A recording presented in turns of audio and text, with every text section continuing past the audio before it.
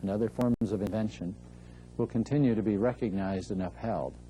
Any deviation from that standard will, in my view, ultimately detract from international investment and economic development. The fourth strategy in our checklist deals with dispute resolution. This is a topic which, for most business people, tends to be left to the end of the list of things to be thought about, and yet can prove occasionally to be the most troublesome issue of all if it has not been properly planned for ahead of time. Wherever there are companies doing business internationally, one of the fundamental ways for them to assure themselves of a successful experience is to take the precaution of creating an adequate and reliable dispute resolution procedure. In this respect, parties usually want to rely on rules and procedures which allow them to have effective, efficient, binding results. This means, usually, that trustworthy professionals and well-understood rules of international dispute resolution should be contractually agreed upon before any difficulties ever arise. Naturally enough, most businesses, like newlyweds going into a marriage, do not want to contemplate what will happen in the event that things don't work out and that a divorce or other kinds of legal disputes might have to be pursued. However, business people also understand that the best way to avoid unhappy consequences is to plan for contingencies. For arbitration, mediation, and other forms of structured negotiation, the legal profession in particular, in most countries, has moved quickly in recent times toward having a better understanding and being in a position to offer effective service to businesses to achieve these goals. Generally speaking, parties seeking to invoke private arbitration procedures in international matters have a wide choice of ready-made rules and procedures to govern the arbitration of their dispute. Numerous institutions stand ready to provide parties with a set of procedural governing rules to determine any critical aspects of arbitration, including how arbitrators will be selected, how many will be selected, whether they must be independent, how the place of arbitration will be selected if the parties have failed to do so, and whether the arbitrators can determine their own jurisdiction, the extent that parties must be given a full opportunity to be heard and present their case, the disclosure and production of documents, the capability to make interim orders, the availability of assistance from the courts, the right to cross-examine witnesses, the appointment and use of experts, the selection of the governing law the parties have failed to choose, whether the arbitrators must provide written reasons for the decisions, the procedures for making a decision in the event of disagreement between the arbitrators, and the like, to name a few more important factors. These institutions, such as the International Chamber of Commerce, the ICC, the American Arbitration Association, AAA, and the London Court of International Arbitration, LCIA, among others, are set up nationally or regionally to administer international commercial arbitrations and have done much to make arbitrations a fundamental part of international commercial transactions. In fact, today, most international trade disputes are resolved by arbitration. In addition to the rules and procedures set out, the other important aspect of what these organizations provide is trained staff, facilities, and registries to ensure that the disputes are resolved expeditiously and efficiently, and that experienced and capable arbitrators are available. Before proceeding further with my comments on dispute resolution, let me add another observation about the rule of law. For entrepreneurs, assessing risk is a key feature of their group skills. Thus, effective entrepreneurs will seek to equip themselves to meet the inherent risks in evaluating markets, availability of capital, weighing the strengths and weaknesses of partners and competitors, and so forth. These are normal challenges. On the other hand, if private contracts are not always upheld, if bidding processes are flawed by favoritism, if freely functioning markets are circumvented by politically inspired activities, sooner or later, entrepreneurs will conclude that these risks are unacceptable. These risks ultimately cannot be assessed. In my opinion, all of us who understand or want to encourage the free movement of capital resources, whether they take the form of financial investments, human expertise, or technological assets, must support the sanctity of private agreements, freely arrived at and fully enforced. The courts should act as guardians of that principle and should do so impartially, fairly, and according to universally recognized rules of procedural propriety.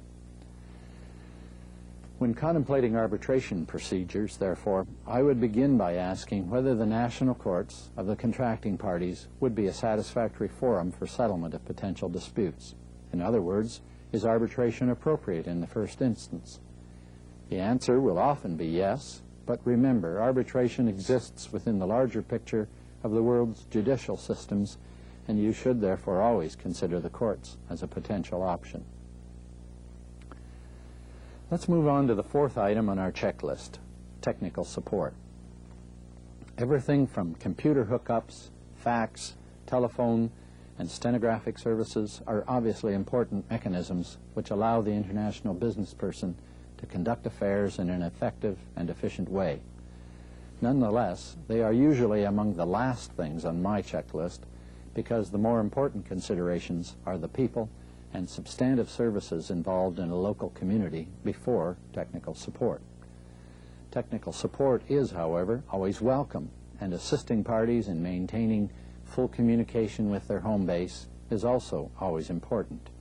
Airline schedules, telephone services, and so forth can impede investment if they consistently fail to do the job. In previous International Training Center video conferences, I understand, you have been referred to certain programs of the United Nations Commission on Trade.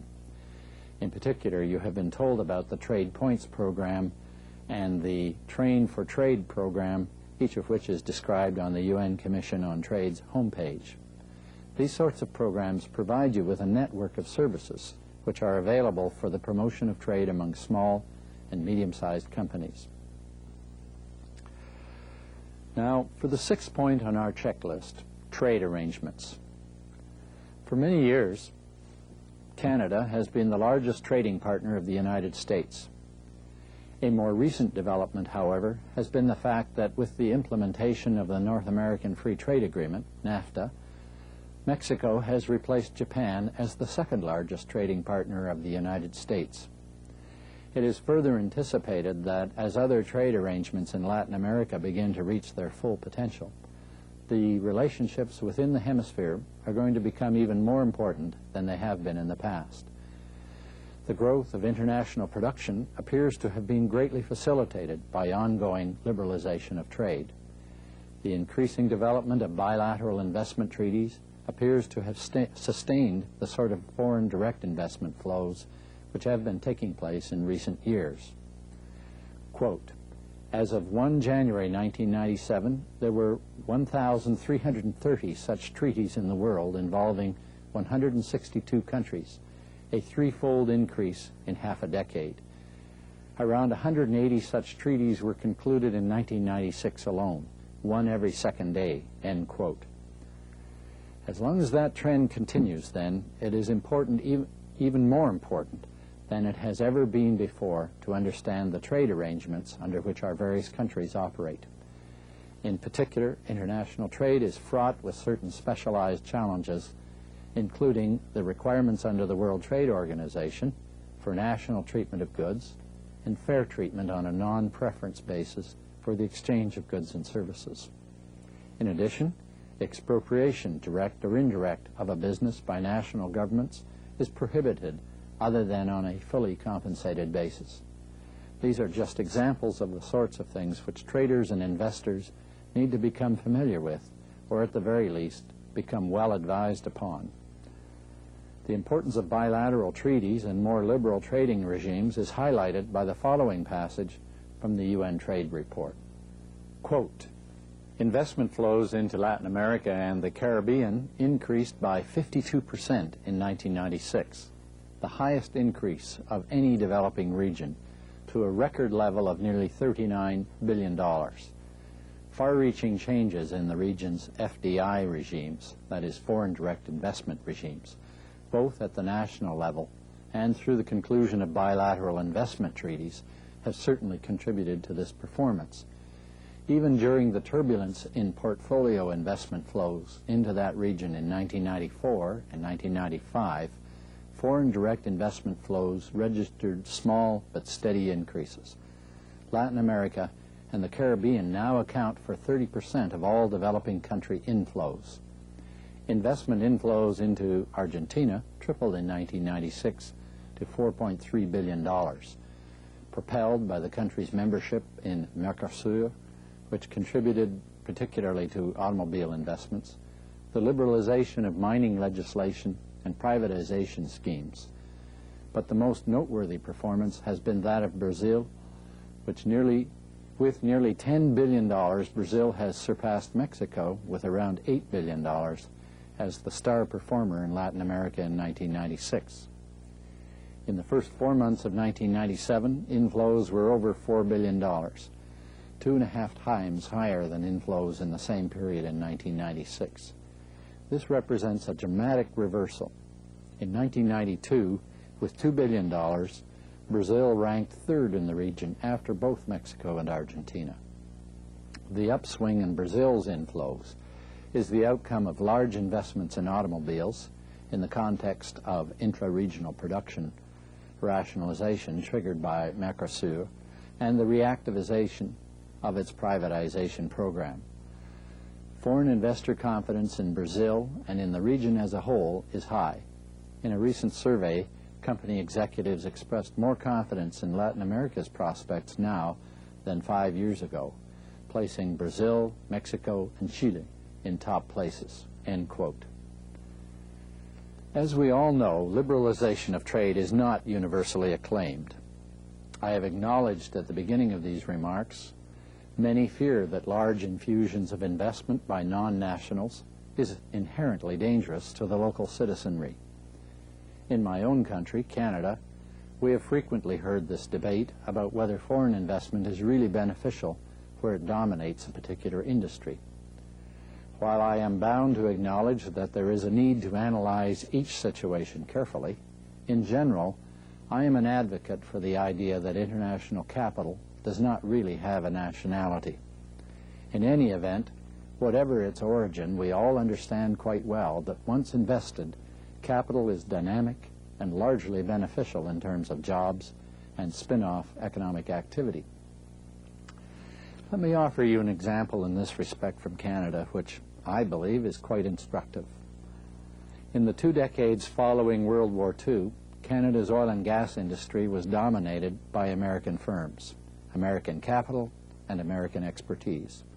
This was a source of considerable consternation to many and led for a period of time in the 1970s and early 1980s to some very nationalistic and restrictive actions by Canada's government directed at favoring Canadian ownership.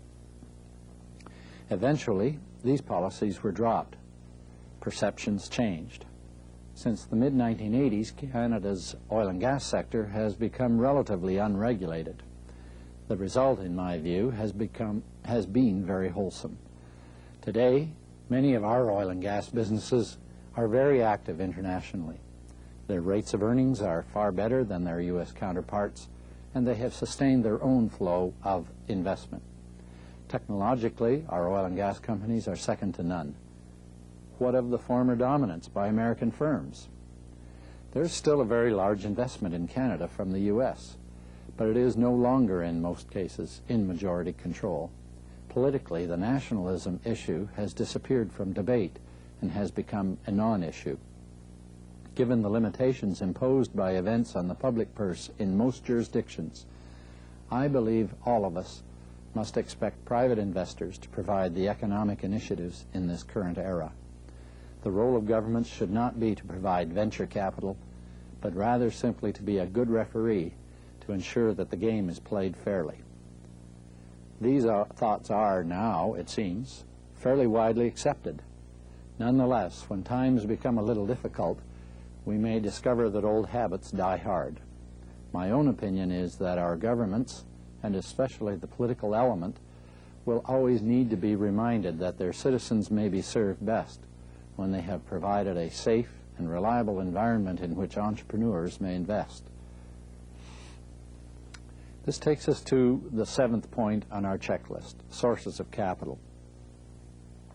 Capital sources may occasionally look like loans from banking institutions or governmental projects of one kind or another. However, the most extensive capital sources these days tend to be private investment or joint venture investment through existing enterprises in developed countries going to lesser developed regions.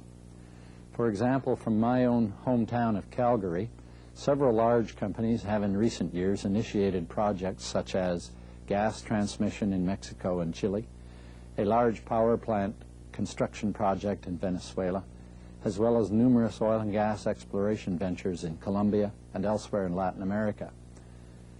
What constitutes capital in these circumstances consists as much of existing corporate experience and expertise as it does of actual funding.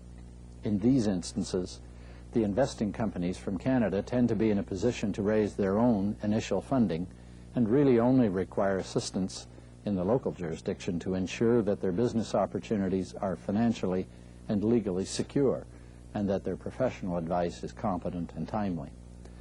For startup ventures, therefore, the initial capital will usually be brought to the host company from abroad. In some cases, for example, China, there are opportunities for the international entrepreneur to seek to capitalize a new venture through initial public offerings or IPOs on established stock exchanges such as that in Hong Kong or to a lesser extent Shanghai. In most cases, however, a developing economy does not yet have the infrastructure, personal earnings, or sufficient investors to permit the widespread use of securities for capitalizing sizable new projects in host countries. At the same time, there continue to be other sources of capital, including institutional sources, such as the Inter-American Development Bank, the World Bank, as well as various bilateral programs offered by some of the more developed countries. Joint ventures often represent a convenient way to combine foreign investment with an existing local capital structure or governmental desire to participate on a passive basis in significant development. These types of arrangements occur frequently and have become a pretty good model for many starting projects in developing economies. They have also proven to be a good means of ensuring the transition from governmental to privatized ownership. In general, capital sources will vary according to the circumstances of the project. If the investment circumstances are reliable, the venture capital will usually be found to follow the opportunity. In addition, for many international investors, they not only seek longer-term investments, but they also expect that one successful enterprise will usually lead to others. Thus, as investments succeed and become mature, the normal pattern of patriating dividends may be diverted into the more desirable model of reinvestment in the immediate region in which earnings have accrued. In recent weeks, we have all observed the developing crisis in international stock markets and the increasing pressure on interest rates as countries around the world attempt to adjust to the apparent difficulties in achieving reform of their public and private financial institutions. In some countries, this problem has been exacerbated by blatantly corrupt practices. More frequently, however, it is simply a problem of allowing old patterns, such as so-called, quote, crony capitalism, end quote, to persist, leading too often to excessive and undersecured lending. I hope that the poor practices which have led to the present loss of confidence in various areas of economic activity around the globe will be quickly addressed and overcome. I believe that reforms at both the public and private levels must be pursued with resolve. I believe that our global economic interdependence has again been demonstrated during this last summer. We have all witnessed stock markets and other forms of economic activity reacting to difficulties, both real and perceived, from one region to the next. A generation ago, one of our foremost Canadian writers and philosophers, Marshall McLuhan, referred to the concept of the, quote, global village, end quote. It was a phrase which captured very neatly the sensitive interdependence, which in reality affects our relations among all parts of the planet. Consequently, it is also my hope that both institutional and private sources of capital will not react unduly to the short-term shifts in mood which inevitably arise from time to time. Rather, I expect everyone to understand that we share the burden as well as the opportunity to try to ensure a reasonable chance of enjoying a prosperous and creative life wherever we find ourselves residing. The concept of transparency is also a very important issue for us to consider. Transparency continues to be of primary concern to transnational investors. Even with the increased liberalization of trade and the subscribing of national governments to principles of competitive fairness, the apprehension continues that local economic self-interest may, in the end, prevail over freely competitive market choices. In its worst form, such conduct is neither ethical nor legal. Even where such questionable actions are not legally actionable, they will inevitably produce adverse consequences for those regions which permit them to occur. Fair and honest procedures for bidding or negotiating, which can be audited and even challenged, are, in my opinion, an absolute necessity in developing economies. No significant investor is interested in either unfair or improper treatment. I do not intend in this regard to criticize legitimate public policy, where, as a matter of law, local incentives may remain in place for a period of time to permit an orderly transition from a publicly owned economy to completely private market activity, or which for some specialized activities local investment may be favored. What I do condemn is any permissive environment in which illicit payments are extracted or unfair or even dishonest bidding procedures are countenanced. Such conduct will inevitably ruin the prospects of any government or region which indulges in it. All citizens must insist that transparency in all privatization schemes and transnational activities must be the only acceptable standard. All of my reflections, as well as the strategy checklist that I have presented, are meant to build the case that investment and entrepreneurship in a multinational setting are really both an art and a science. You cannot just embark on global ventures armed only with intuition and good contacts. You must also have the appropriate professional support and personal training to deal with the various phases of development and implementation involved. Although risk-taking is the essence of any new business venture, sustainable success for any organization, whether it be in the business, education, or government sector, means becoming international and global in scope. And this has nothing to do with size or one's level of capital. Remember, the internet and other technologies can make any product global in outreach. Let's go international.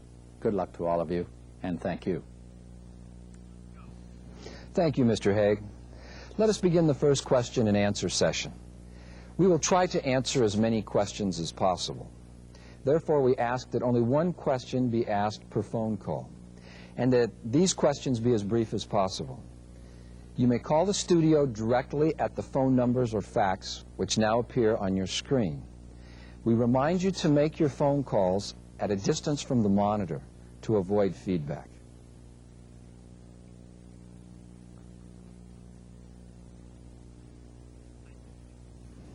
Our first question is from Mexico, from the Instituto Tecnológico de Ocotlán, in the city of Ocotlán, in the state of Jalisco, in Mexico. Good morning. My question is the following. How will the micro enterprises or small enterprises survive where there is very little financing available? Mr. Haigh? Well, I think that's always a very important question. And the general pattern that we have seen for international or transnational investment is that the bigger players tend to be the ones that are predominant. But you know, I'm a great believer in the power of one's own convictions, and that sometimes the smaller groups with their good ideas and their enthusiasm and their personal contacts are going to make it through anyway. I understand we need capital, and I know that that's a challenge, and especially in times of turmoil, we're currently going through, that's very challenging. My hope is that we will not lose heart and that we'll continue to put our ideas and our vision forward with each other, because I think that that's ultimately what attracts the support. Our next question is also from Mexico. It is from la Universidad Nacional Autónoma de México, la Facultad de Estudios Superiores Cuautitlán, in the city of Cuautitlán in the state of Mexico.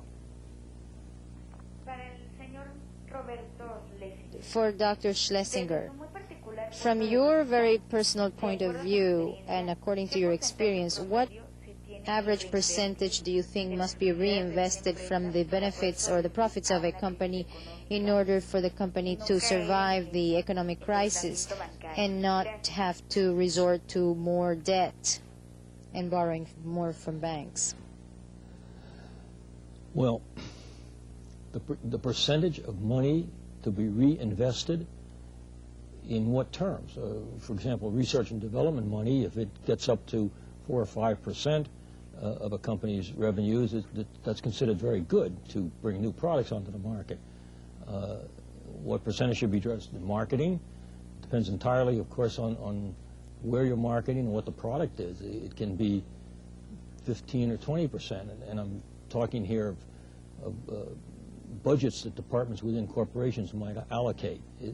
I'm not quite sure about the nut of the problem, the nut of the question. What debt equity do you recommend as a safe margin for companies? Debt equity? Yes. Oh, as low as possible. Yes, of course. I don't have a number particularly that I want to talk about at this point. I just don't have one. Okay. I've heard the figure, for example, of, say, 3 to 1, where you try not to exceed that kind of a margin. Yeah, you make, I mean, you have your acid tests and your quick ratio tests, and there's a lot of tests, but it depends considerably, I think, on the product and the environment that you're in. And, of course, you don't want it to go too high. It's obvious. Thank you. Our next question is from Mexico, from la Universidad La Salle in Pachuca, the state of Hidalgo in Mexico. Good morning.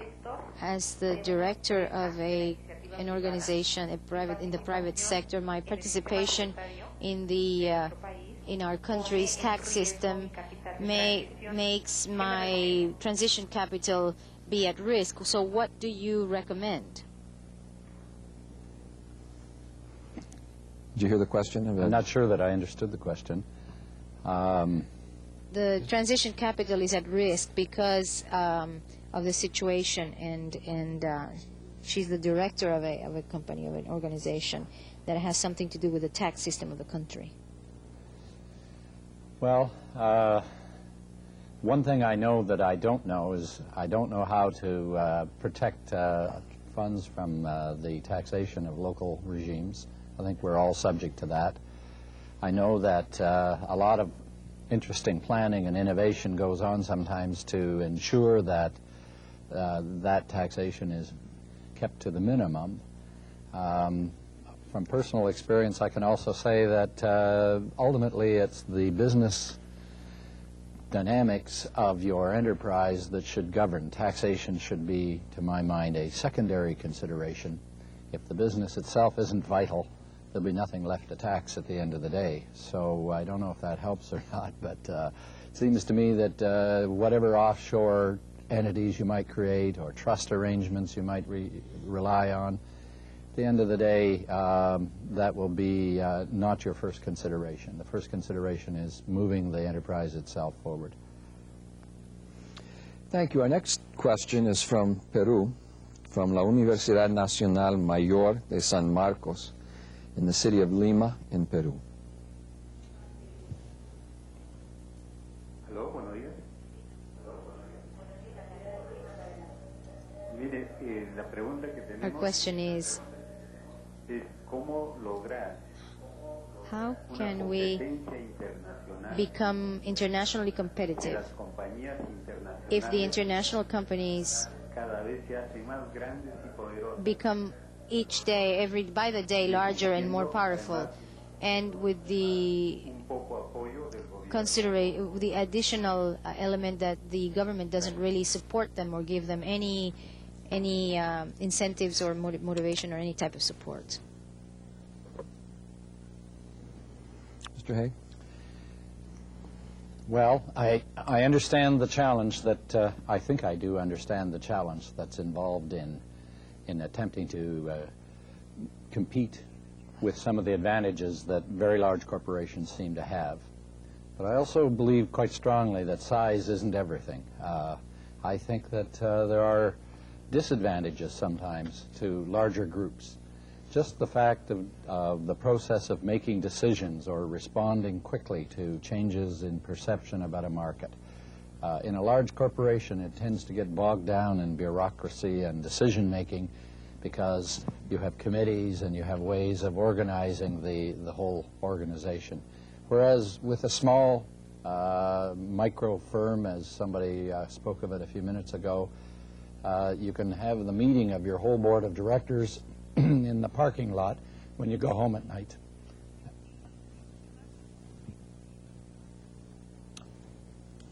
Would you like to add something, Dr. Schlesinger? Well, when you talk about small companies, let me point something out. If you have a company of, and I'm talking about now for the most part, manufacturing companies. If you have a manufacturing company with maybe 100, 150 people in it, most of those people are going to be on the manufacturing and production line. The brains of the company may reside in 3 or 4 people, the decision makers, president, a couple of the vice presidents. If you go into international business and one of those people takes a trip, that means 25% of your decision making and brain power is overseas somewhere on a business trip. If the government is not very supportive, and I've been in places where the governments have not been totally supportive, the time sink can be significant. And I can't afford to have my vice president of operations be in China for 6 weeks, sitting around waiting for meetings to take place and decisions to be made at their end. So timing is extremely critical for small companies in terms of the loss of intellectual brain power. It's the point that people overlook, I think. Thank you. Our next question is from Mexico. It is from the Instituto Politécnico Nacional, Educación Continua in Mexico DF, Mexico City in Mexico. Buenos días. Good morning. De Educación Continua del IPN. Greetings to Nuestra you. pregunta es, Our ¿qué question se is, espera a pequeño, mediano y largo plazo what can we expect on a short, medium, and long term for the